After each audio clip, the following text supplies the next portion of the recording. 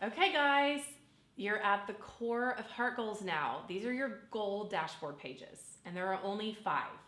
The reason there are only 5 is because we only need 5 goals. To live a balanced life, we need to make sure that we are balancing things across each of these 5 life segments, and we don't need anything else. This is all we need to focus on. So you've got your goal grid. I want you to look at that and look at each category of each life segment. Look at your H column, look at your E column. Figure out how to summarize each of those columns into one paragraph. That's going to become your goal for that category. So on your goal dashboard, you're going to write down what your goal is, and you can pull all of that stuff together into one paragraph, and then you're going to write it down on your goal dashboard. Step 2 is I want you to think about your why. And this really comes down to internal motivation. If you watched any of my videos before, you've heard me talk about this a lot. We need to pull from internal motivation and not external motivation. We need to be motivated by things that matter to us and not things that matter to other people. So I want you to think about your why behind this. And if your why is, well, I need to look a certain way so that someone likes me, or I need to do a certain thing so that someone values me, that's not the right form of motivation. Get to the heart of it. Why does that goal really matter to you in your life? Write this down, and when you do that, you're going to be connecting your goal with purpose, and that motivation is going to carry you through execution on your goal throughout the year. The next question on the goal dashboard is, how will this process change you? As we've talked about before, the process of who you become in setting your goals is far more important than the destination you reach.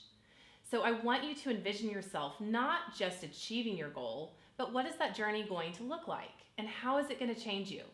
Take a minute to jot a few sentences down there about how that's going to look in your life over the coming year.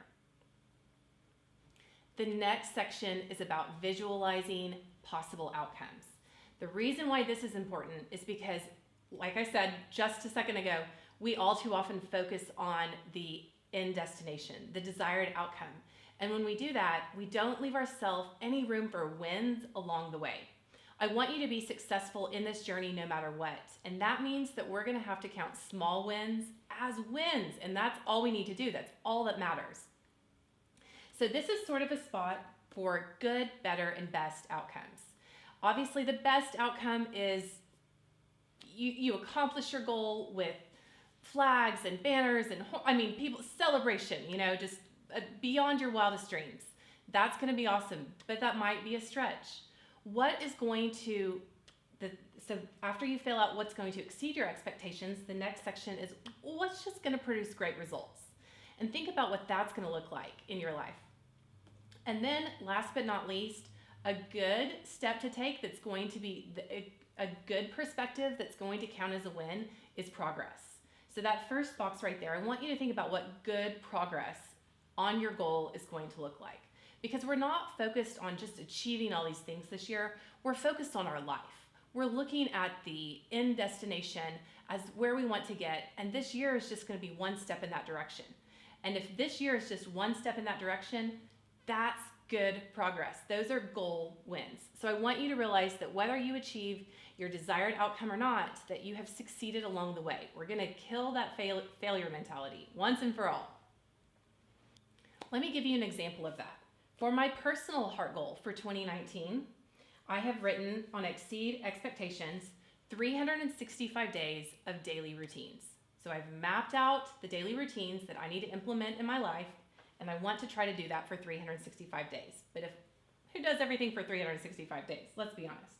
So great results for me would include over 185 days of routine. I can track this in the habit tracker, which is going to be something that you'll come across when you get to the bonus worksheets of the course.